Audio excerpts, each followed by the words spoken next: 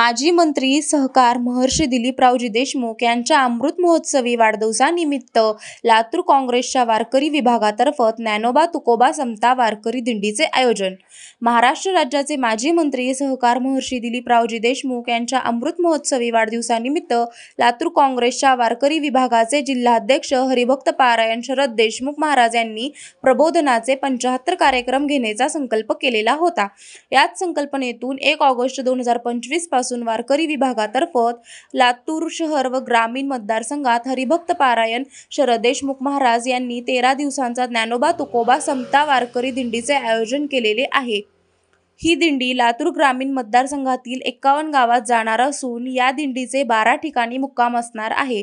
या दिंडीची सुरुवात 1 ऑगस्ट रोजी सकाळी 10 वाजता मळवटी या गावातून होणार असून याचा समारोप 13 ऑगस्ट रोजी बाभळगाव येथे होणार आहे। या दिंडीच्या माध्यमातून 13 दिवस कीर्तन, प्रवचन, भजन, हरिनामाचा गजर तसेच संवाद बैठका होणार आहेत, अशी माहिती काँग्रेसच्या वारकरी विभागाचे जिल्हाध्यक्ष हरिभक्त पारायण शरद देशमुख यांनी दिली आहे।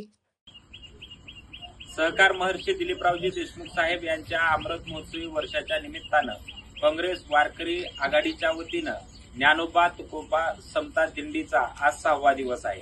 ही दिंडी आज बोसा येथे आलेली आहे आणि इथून आता निळकंठला संध्याकाळी मुक्कामाला जाणार आहे।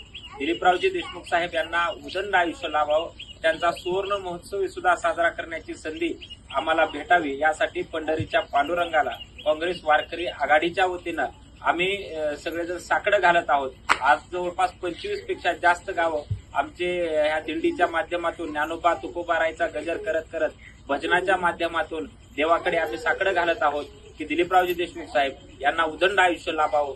सहकाराच्या माध्यमातून जो सहकार पॅटर्न निर्माण केला, शिक्षण क्षेत्र असेल, सामाजिक क्षेत्र असेल, राजकीय क्षेत्र असेल, सांस्कृतिक क्षेत्र असेल, आर्थिक क्षेत्र असेल, या सगळ्या क्षेत्रामधला प्रचंड गाढा अभ्यास असणारं व्यक्तिमत्व म्हणजे दिलीपरावजी देशमुख साहेब आहेत आणि म्हणून त्यांना उदंड आयुष्य लाभावं, त्यांचा सुवर्ण महोत्सवी काळ सुद्धा आम्ही सगळ्यांनी मिळून साजरा करावा, यासाठी पंढरीच्या पांडुरंगाला या दिंडीच्या माध्यमातून आम्ही साकडं घालत आहोत।